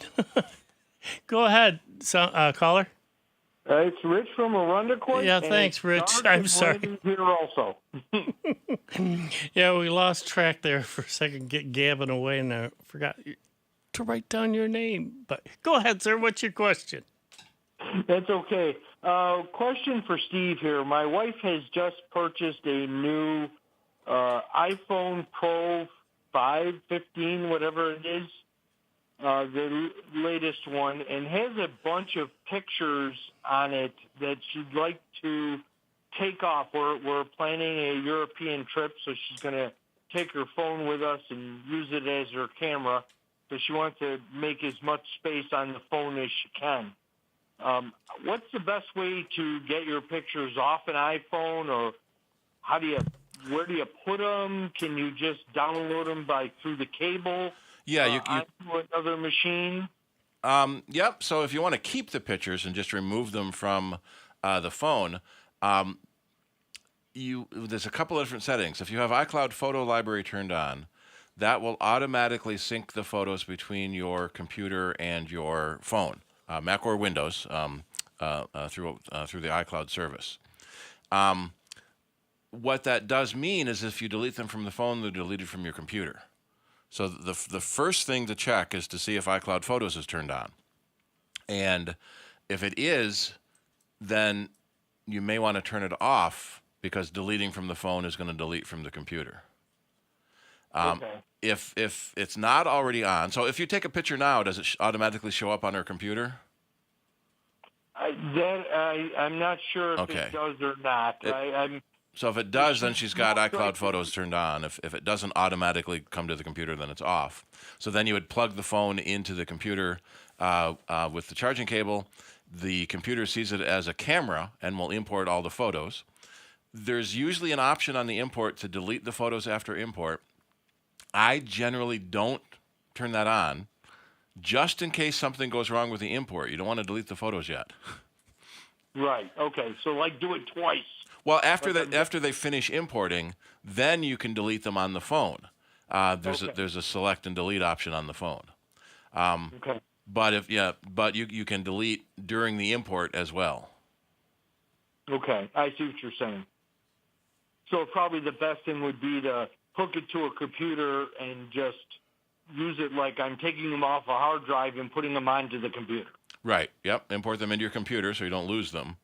And then you delete them from a thumb drive or something to that respect. Yeah, it depends on how the camera program is set up on the computer to import from a camera. Okay.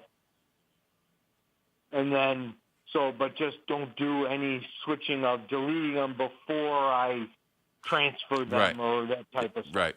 Yep. If she wants to keep them, you want to make sure they get moved somewhere else first. Okay. You can also use Google Photos or Amazon Photos. There's several other photo cloud services apps besides iCloud Photos, depending on whose environment you're in, so that you can sync your photos to their cloud. But again, it is a sync, so if you delete it from the phone, it deletes it from the cloud. So that's why everyone who syncs their photos, you have to be careful about that, because syncing does mean make them both the same. So deleting in one place will delete from another place. Okay, so I have to watch what I'm doing or see what's selected on that transfer or exporting. Yep. Okay. All right, sounds good. I guess I'll play with it and see what happens. All right, no problem. Good luck. All right, thanks, guys. You're welcome. Kind of the side effect of that is that you never get a big enough phone. No. So if you think 128 is going to be enough, get a 256 gig. Mm-hmm. Double what you think you're going to need, because you'll fill that up too, especially with photos. What's nice is the phones that had the SD card for adding more. Yep. Yeah, you could put a SIM card in it, and handle up to 256 gig, in there, and you could take it out if it got full, because you'd sit there and I remember back in the day, you could say, okay, save all my photos over to this SD card, and it would mount it and move all it over there so that you could have more room. But you of can course, they've done away with that. You can get up to a terabyte of storage in the new iPhone. A terabyte, yeah. That sounds like a lot, but you know what? With nowadays, like you said, he was saying, here he's going to Europe. Yeah, you're gonna. And he's taking a phone to do the photos. You know, you're gonna be click happy like crazy, and rightfully so. I can easily take 1,000 pictures a day when I'm at some event. Oh yeah. And maybe 20% of them are good. but you take as many as you can to get those good ones. And we don't care. Oh, no biggie. It's not like the old days when you had a camera and you only had 36 exposures, you know. You had to pay for film, and you had to pay for developing. And you were more cautious on, like you said, taking a picture. Nothing worse than getting a roll of film back from the developer where half of them were blurry, the other half had your thumb in the way, and yeah, because nowadays, like you were just saying, though, you could take, excuse me, say one of your rocket launches. Yeah. You could sit there and, boom, boom, boom, boom, take as many as you want. Yep. Whereas if it was on a actual camera. They go 3, 2, 1 launch, and I hit the shutter button and try to get it. I take 50 you get photos. One shot. Yeah, you get. Yeah. Yep. Yeah. Or it doesn't launch at all. And then you get 50 empty. Oops. You always intend to go through and delete those later.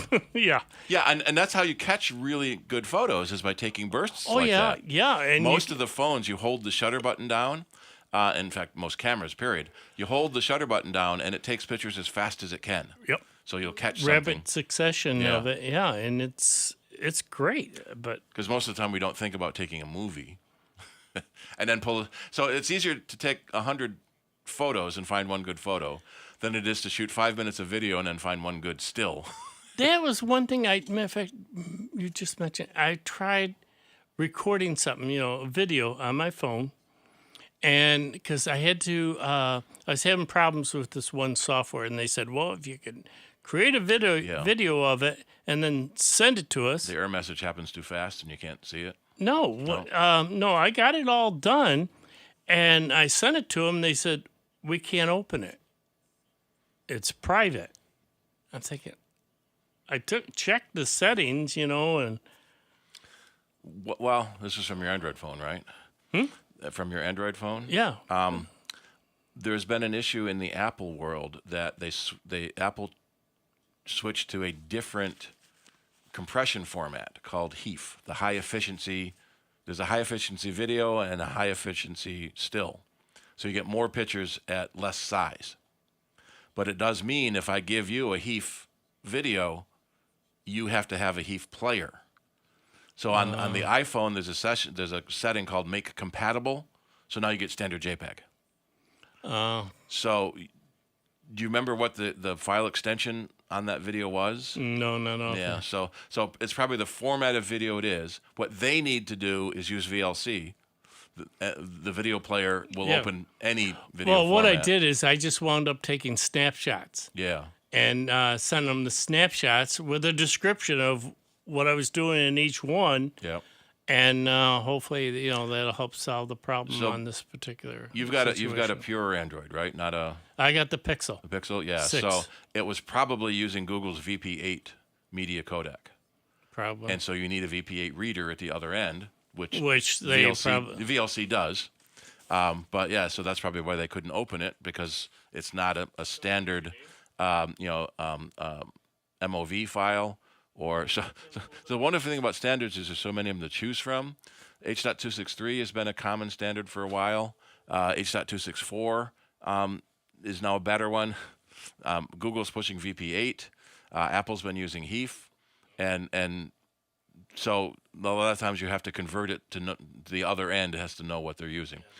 Yeah, VLC is sort of the do all, play all, any type of video format that it can do. And if it can't find one, I'm going to email them back and say, hey, try opening it up. Download the free program of VLC and see if you can open it that way. But like I said, I did take the other shots of it. And if you find a video that VLC can't open, send it to them, and they'll add it to the program. Yeah, I've used the VLC.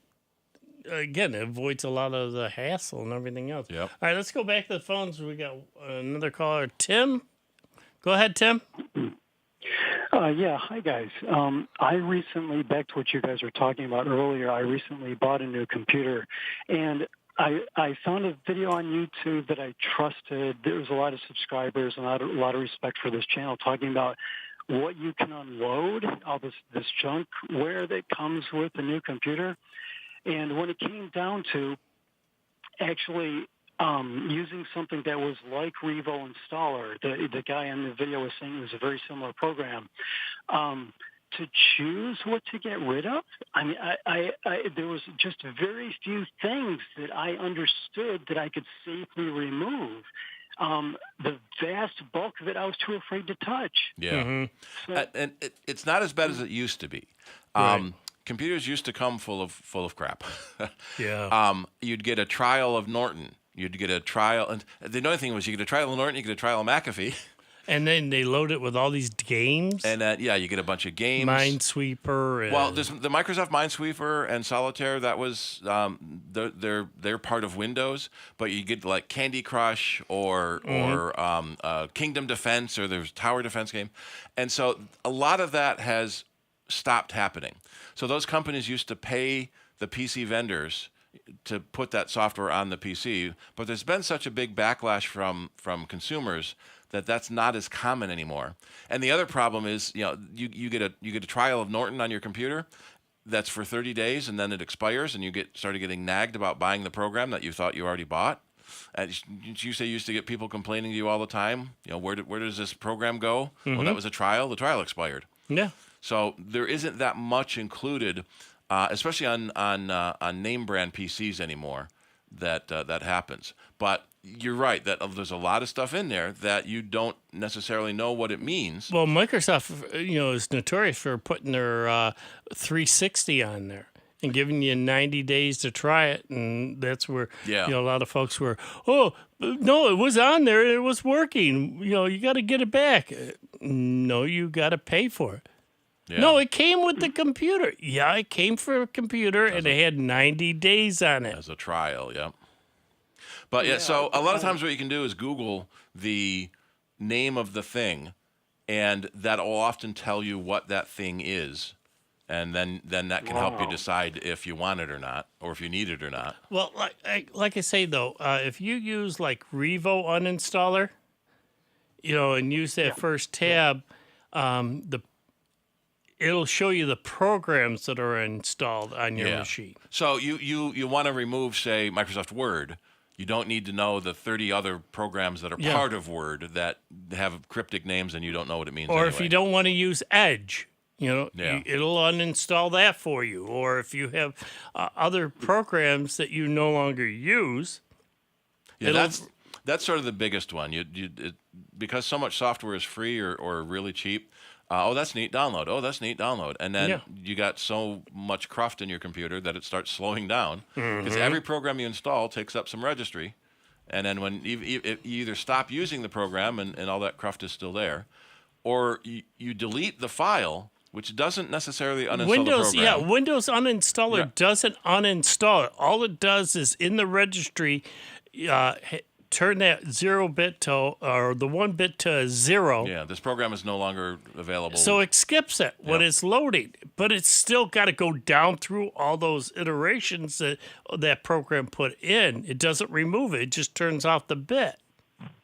And that's the thing, like with Microsoft, if it says Word, I know what that is, and I would use like Lua or something instead. But other Microsofts, I don't necessarily know what it is, and I would be way too concerned about when in doubt, don't do it. Yeah, okay. That's helpful, though. Just do a search for what you're saying, and see if that's something that you would want. Okay, awesome. All right, thanks for your time, guys. Have a great weekend. Great holiday. You too. Yeah. Yep. Bye-bye. A lot of times those programs will tell you the manufacturer of the program, or they'll not as much under Windows, but under Unix and Mac, it will tell you the user account that is using that program. So if it says system or root, then those are probably okay. But I just found one called text input switcher. Okay. Right. That's part of the operating system. So you can switch text inputs. Well, that's... but so I don't know what that is. I don't have to know what that is. But that's it's why I there would running. just say, to most folks, if you don't know the name, look it up. Usually, if you've got doubts about something, that's the beauty of Google search. You can, even to file extensions, you can put in what are files ending in this do, or a particular program. You can Google it, and it'll tell you. And if you're in doubt about it, leave it alone. Yeah. That's the last thing we want you to do is wind up messing up your machine, locking it up, or turning it into a brick because you deleted something. Yeah. There's been classic examples where someone was looking for large files and because their hard drive was full, so they deleted something called system.dn, is it? Whatever. It turns out that was the Windows registry file. Well, you don't use that, but Windows certainly does. Yeah, and it's big. Yeah, it has to be because it's just part the of the way it problem with is. it, That's part of Windows. It's a monster like that. So there's a lot of cleaning programs that will search your hard drive to let you delete large files. But make sure you know what those large files. Only look at your large files. Yeah, and like documents and that type of stuff. Back them up or Although documents are relatively small, so they don't take that much space on your drive. Photos and especially video. And what a lot of people don't necessarily realize is that if you sync your text messages to your phone and your computer, but especially your phone, because generally they have smaller storage drives, every picture and video you get is taking up space in your messages. And then if you save that picture in your photo album, now it's taking twice the space. Yeah. And most devices won't auto-delete old messages because you usually don't want them to. There's a setting on the Apple, I think it's 6 months or a year, something. Where's my phone? Oh, it's over there. It's like auto-delete after 30 days or a year. Okay. Well, I want to keep it longer than 30 days, but I don't need to keep it a year. How about 6 months? No, that's not an option. But you never know how far back you might want to go. To see something, and then especially on the iPhone, when you look up the usage, there's this other line. It's not a document, it's not a home video, it's not a photo, it's other, and that's just everything else. And well, well, photos and text and all that type of is mostly pertinent to most folks. Right. Just like we preach all the time. Back up, because especially the photos. Yeah. Can't say that enough. You can always have another kid. Yeah. Right. Yeah, the first kid, there's hundreds of photos of. As you're 70 years old. Yeah. Oh, sure. You could. Yeah, the first kid, there's thousands of photos of. The second, there's hundreds. The third, there's no documented evidence they exist. Well, there's like that commercial, your first kid, and they show them getting all this stuff together. Every kid after that, come on here, let's go. They don't go as much because you've learned. Speaking of hard drive size, I just noticed I have 600 megs free on my hard drive. Oh. Because I record the video here just in case something goes wrong there. Yeah, no. Let's be deleting this. But, folks, especially, right now in the holidays, you're going to be busy taking family photos and all that. As you're doing get-togethers and that, again, take the time. Sure, they might be backing up to this hard drive or here or there. Put them up to cloud storage. Cloud storage is so cheap now. But be careful about it. You put it on the cloud and delete it from your computer, there's no backup. There's only one copy.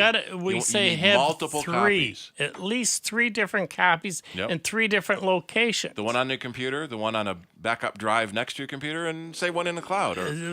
Or another hard drive that you've taken off-site somewhere. You swap it between home and work. And because Steve and I have both run into it, I know for a fact that, folks have come into us and said, I need to get these pictures back. They were of my great-great-aunt.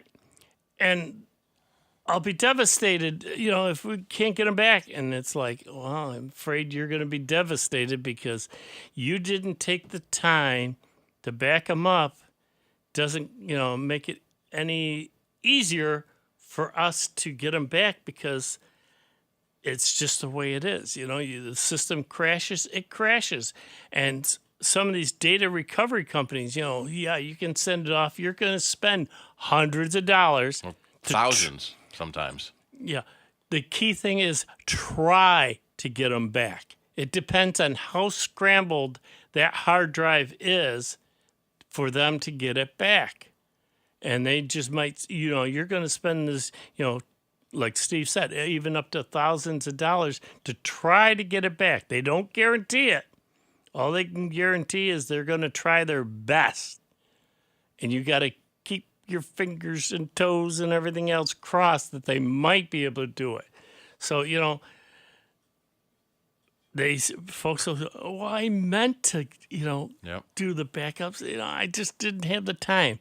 Well, then the only thing we could say back to them is evidently they weren't that important to you that you couldn't take a few minutes to do it because you can set up routines. Right. Most backup programs will happen automatically. Yeah, they will automatically back it up.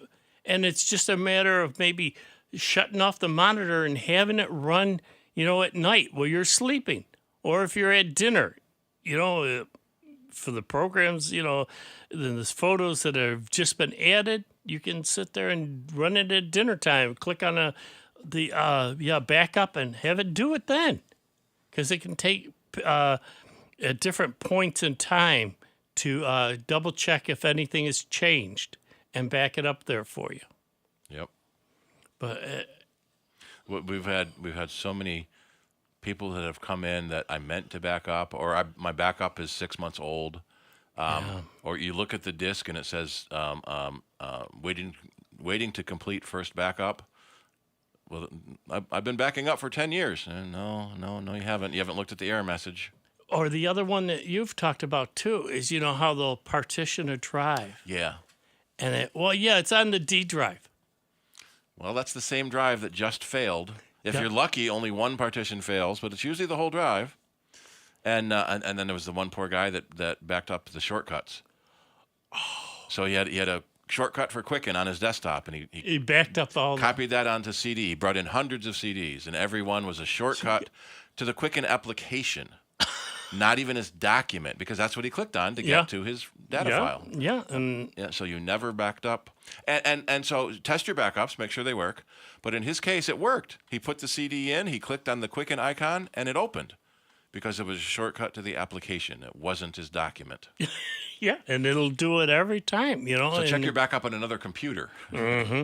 Well, and that's the other thing, to test it out once in a while. You can go into your backups, few of these programs, you can go into it and say, select one document and have it restore it. And it'll say, okay, where do you want me to restore it to? And you could have it restore it back to your desktop, right on your desktop, just to make sure that it's working. Yeah. And you can place that document back on your desktop, open it up, and there you go. So, it's just verification and keeps you safe, peace of mind. It just takes a few minutes. All right, folks. That wraps up another show for this Saturday. I hope you folks all have a safe and I don't know whether you're going to be very dry this weekend because they are predicting some rain, but hey. And we want to remember all of the fallen heroes on this Memorial Day weekend. That's what it's all about, folks. I know it's the beginning of spring and the summer holidays and everything else, but take a moment to remember all the folks that gave their lives so that we can enjoy what we have now here in the U.S. So take a few moments to do that, and we'll see you again next Saturday right here, same time, same channel. Be safe and have fun. Stardate May 25th.